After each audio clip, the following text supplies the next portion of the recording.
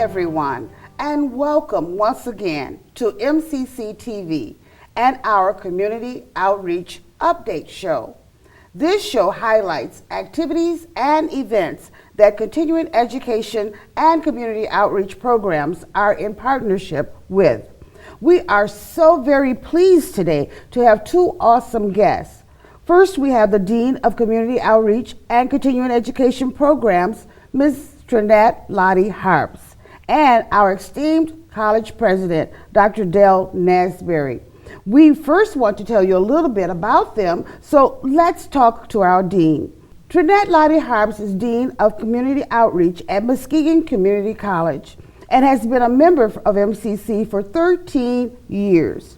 She oversees 5 great and dedicated employees in alumni relations, marketing, MCC television, and continuing education. Ms. Harps has worked in education for more than 25 years as an elementary classroom teacher, parent involvement specialist, executive director of self-sufficiency program, recruiter director of program outreach, and dean of continuing education and program outreach. Ms. Harps has empowered children and adults to claim and gain knowledge, which is her purpose in life. She currently serves on several boards, such as Access Health and the Social Justice Commission, just to name a few.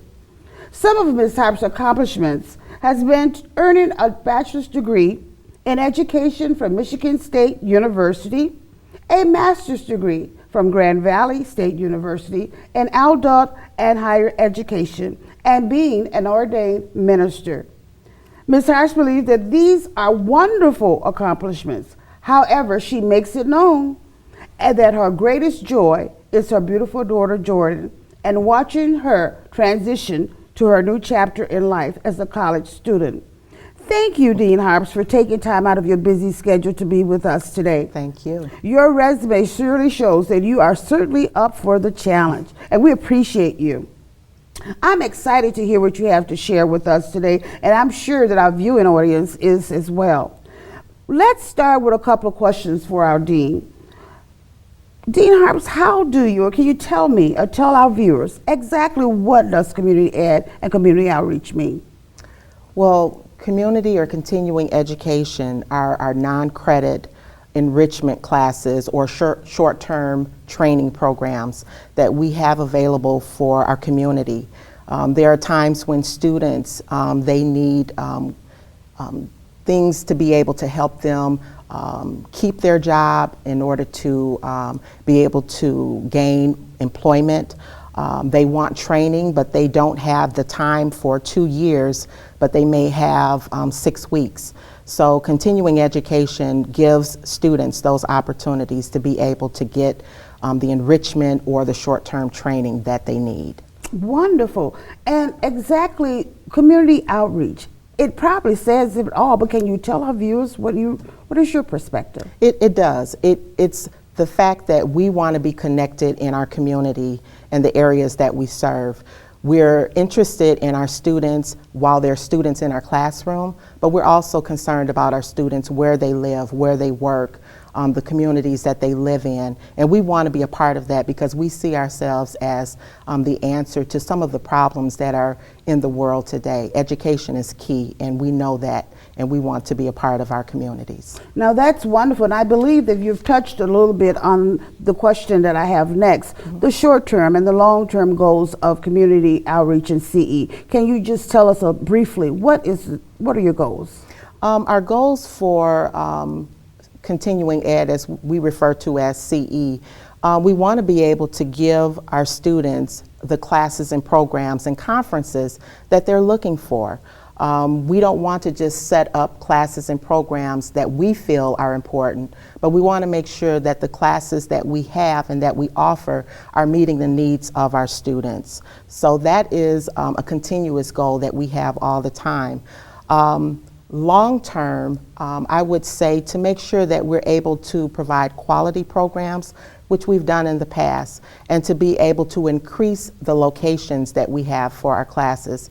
We offer classes here on our campus, online, but we also want to touch into those areas, our off-campus locations like Coopersville and Shelby and Hart and Newaygo County and Ottawa counties. So those are the short-term goals and the long-term goals. Wonderful. Now, what are your aspirations? The programs that you're offering, you mentioned they're short-term trainings. What about funding? What are the aspirations for these programs? We continue to look for funding opportunities. One of the things about continuing ed programs, we're not able to use state and federal aid. And so what we try to do is to connect ourselves as often as possible with grant opportunities so that we can assist our students with funding dollars. Many of our students, and I shouldn't say many, but there are some students that we have that may not have the monies to be able to pay, especially for our short-term training programs. They average from $900 and up to $5,000, and not always do they have the monies to pay for that. So our goal is to make sure that they have access to the classes, but they also have the means to be able to pay for them. Well, that's good to know. And are you presently happy with where we are right now?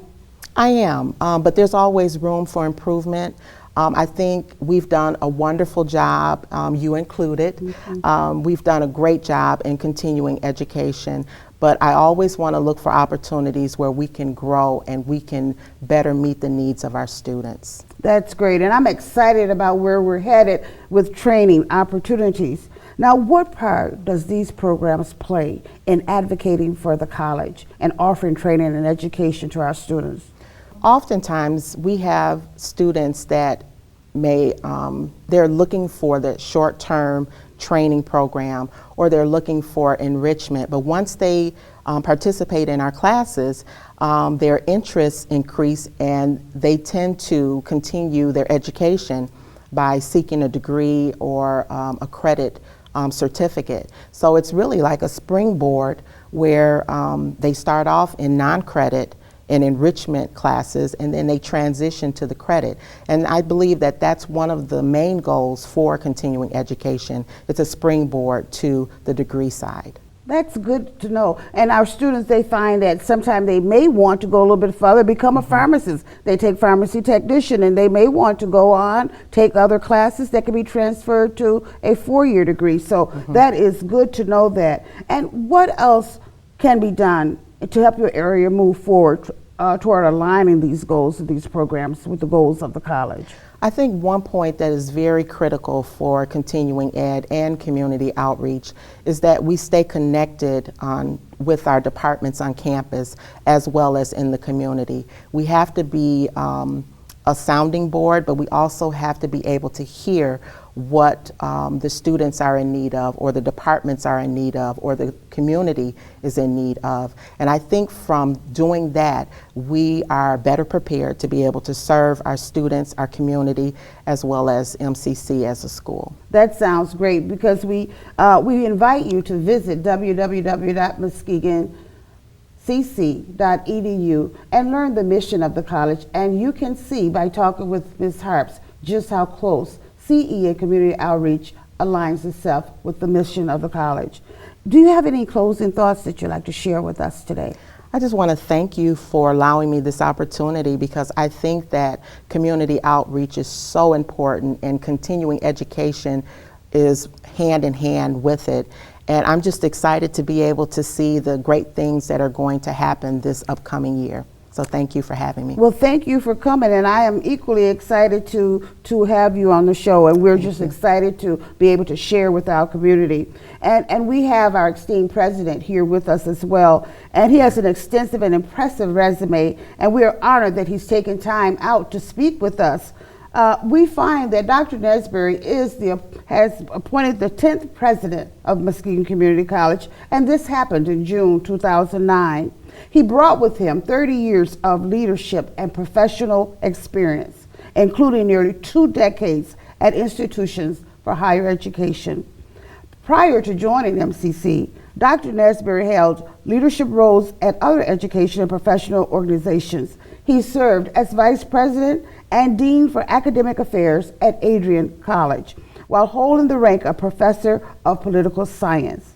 He also worked up the academic ranks at Oakland University to the position of Associate Professor and Director of the Master of Public Administration Programs. Additionally, he served as Research Director and Technical Service Director with the Boston Police Department. He's held the positions of Assistant and Program Evaluation Budget Director and Director of Contract Management with the City of Boston. He also held administrative appointments with the National Conference for State Legislatures and with the Michigan Senate Fiscal Agency. Dr. Nesbary has published books and papers, primarily in the areas of finance, technology, and policy. He published many journals, including the Journal of Public Affairs, Education, the Journal of Contemporary Criminology, Social Science Computer Review, the British Journal of Educational Technology, the International Journal of MS Care and State Legislature. His research expertise focused on the application of technology in criminal justice and education institution. Dr. Nesbary completed his Ph.D. in law, policy, and society at Northwestern University in Boston. He holds a Master's of Public Administration degree from Western Michigan University and a Bachelor of Arts degree in Political Science and Anthropology from Michigan State University. Wow, what an impressive man. He has many other things that he works on, many boards, just to name a few. Talent 2025, the Community Foundation for Muskegon County, and Blue Lake Fine Arts Camp. You can read his extensive resume at www.muskegoncc.edu. Dr. Nesbary, what an impressive resume. We are so happy to have you as our leader here at MCC, and we want to say welcome once again, even though you've been here since 2009. We're just excited to have you. Well, thank you very much. It's a pleasure to be here with colleagues and fellow Spartans, in fact. Yes. It's just a joy. Well, wonderful. Can you tell me, or tell our viewing audience, what is your short-term goals and long-term goals for MCC? Well, my short-term goals, we've actually, as an institution, achieved many of them. First of all, we wanted to assess our status with the Higher Learning Commission, our accrediting agency, and move successfully through that process, which we did, I believe, 2 years ago. We're now fully reaccredited through, I believe, 2021, so we reached that goal. We actually established a 5-year strategic plan, a master plan, several years ago now. We're actually working through the plan. We've accomplished much of what we wanted to accomplish, and we are just about done with that plan. We have some infrastructure initiatives that we have ongoing here on campus, and that's basically the last component of that goal. So the short term for me, and just keeping the institution moving forward in terms of our strategic plans, our master planning processes, as well as our Higher Learning Commission reaccreditation process, that was very important that we keep the college moving forward.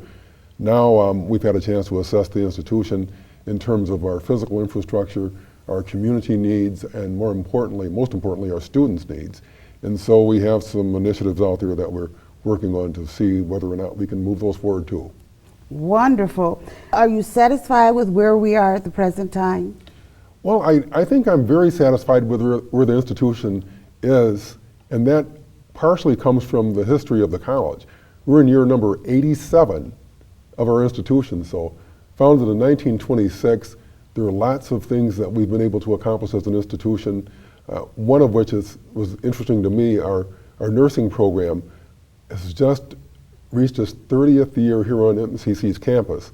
I learned that our nursing program was originally founded in 1905 at Hackley Hospital, and over the years it was very successful and eventually transitioned to Muskegon Community College. So having programs like that on our campus, and I could name any number of programs, in fact, that makes me satisfied that the college is doing the right thing by our students and by our community. But again, as Dean Harps mentioned, we have some things we can do, and we're looking forward to those as well. Oh, wonderful. I must say that we are satisfied because since your induction as president, we've seen our numbers increase considerably of attendance. So that says something about the quality of education that you can receive right here at home in Muskegon, Michigan. What do you attribute this increase to? Well, I think having the college more present in the community. Part of the charge that the Board of Trustees gave me was to bring the college's presence up to a higher level than we'd been before. We'd done great work, but a lot of people didn't truly know who we were or where we are. They didn't know the quality that we have here on campus. They didn't know that our classes are smaller than most of the four-year schools in our state, 20 students per class. I served at great institutions, but their average class sizes were roughly the same. Their largest classes were up to 100, 200, 300 students per class. You don't see that here at MCC. And we needed to put that message out there so everyone would understand that. We also needed to have the community understand that along with the quality that we have, our outstanding faculty, small class sizes, our price point was great. We were currently at $89.50 per credit hour, per contact hour. And that's literally 1/5 of many of the four-year schools in the state. I mean, very competitive, high quality, and we just needed to get the message out. So that's something that was important to me. Yeah, good, and I think we've done that. Well, you've named a couple of them, but highlight a couple of reasons why students should attend MCC. Well, again, because of our small class size, because of the proximity to home, because of some of the costs that may be avoided by attending MCC, meaning $89.50 per contact hour, our fee structure is reasonable.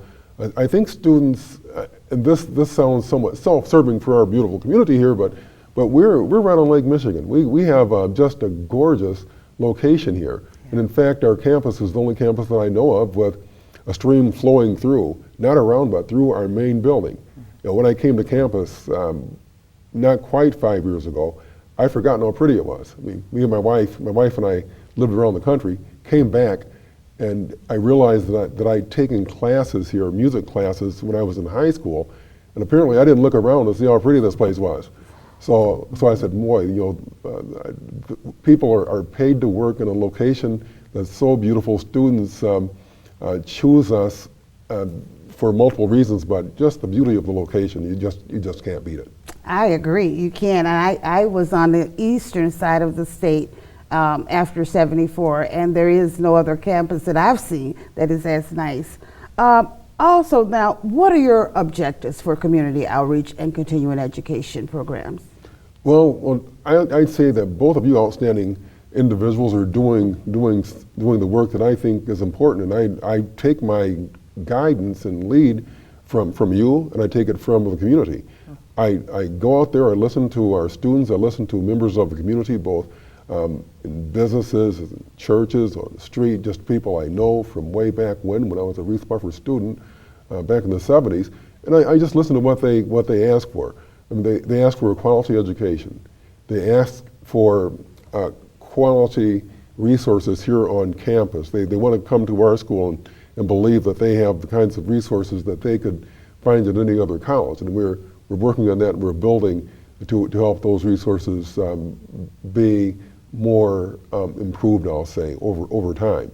So those are some of the things that I see out there in the future. It's important that we serve our students well because they deserve it. That's great. Now, I understand, Dr. Nesbary, that the governor himself has approved a certain amount to help the college realize one of your goals. Can you just talk on that just a little bit? Sure. Last July, the legislature approved and the governor signed a planning authorization to fund half of our science center. And what that means is our physics, our chemistry, our biology classes, also nursing, respiratory therapy, any class that deals with science or allied health would benefit from this funding. Now keep in mind that that's planning authorization. We still need to go through the appropriations process for that $4.65 million to ensure that we have those dollars in the bank.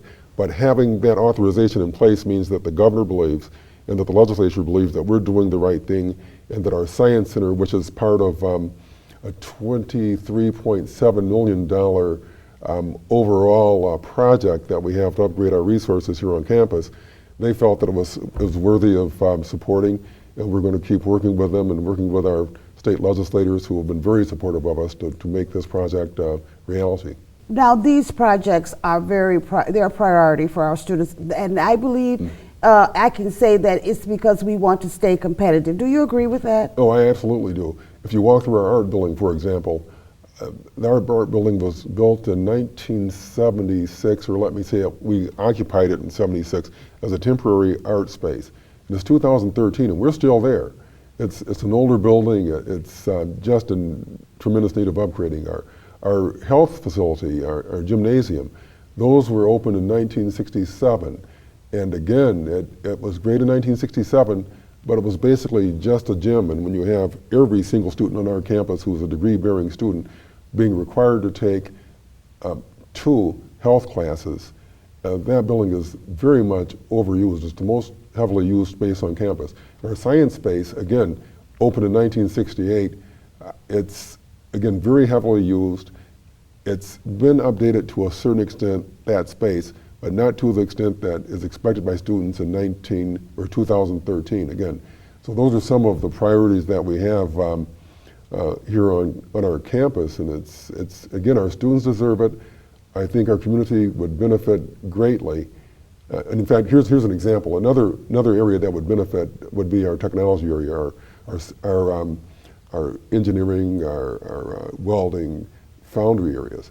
A local manufacturer, Eagle Alloy, recently shared with me that they had, I believe, 50 vacancies, and at that particular time, there were not residents in this area trained up to take those jobs.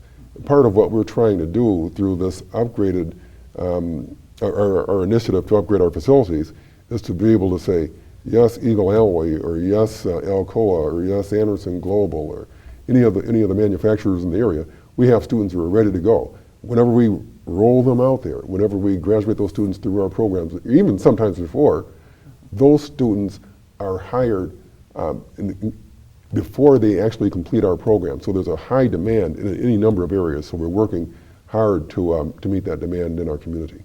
Wonderful.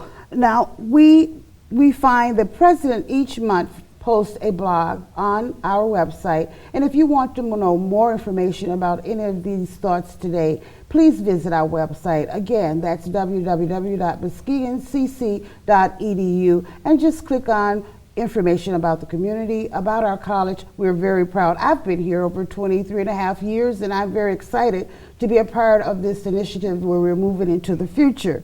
And I just want to mention that I know that we can't ask, but there's a millage, I believe. Can you talk on that, or is that something that we can't talk on today? Well, I can discuss the need. We can't on campus discuss advocacy for the millage itself, but that millage is out there to partially fund some of the initiatives that I discussed, including our science, our health, our art, and then a downtown presence that would, given the board's priorities as we said, would either include art or some of our technology space, our engineering, our spaces that would be associated with manufacturing and so forth.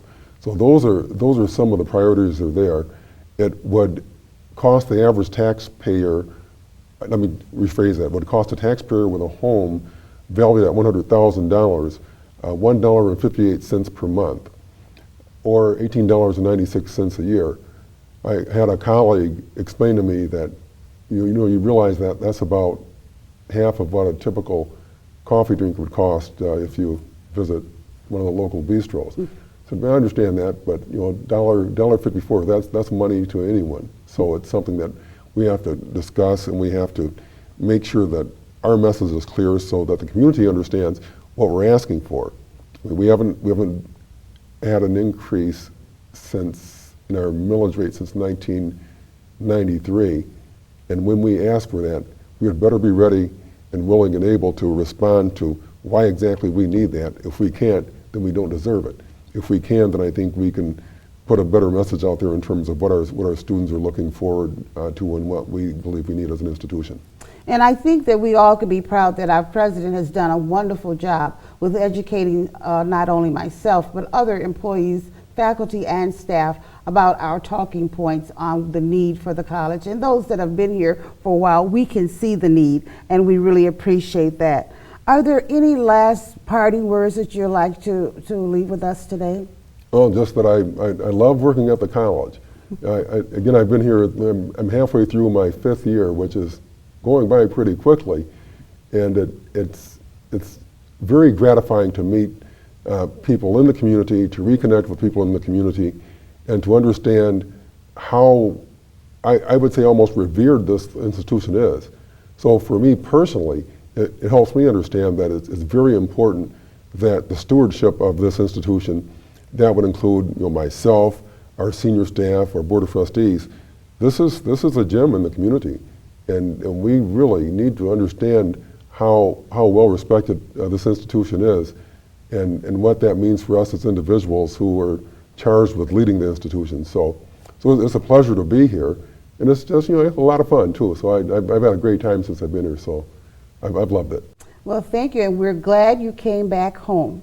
Oh, thank you. It's a pleasure to be here. Reese graduate, Yes, MCC indeed. graduate. We're thankful that you're here. And I just want to once again thank Dean Harps for stopping by, Dr. Nesbary, both for taking time. As we move forward, we can be assured that we at MCC have capable leaders that can help us to move forward, and they work diligently to meet the goals and the mission of the campus. I am Mary Ann Williams. You are watching MCC TV, Community Outreach Updates. And I'll see you again next week, same time. We look forward to sharing with you our viewing audience next week, same time. Have a wonderful day. And when you think of community, think of community. Muskegon Community College. Bye now.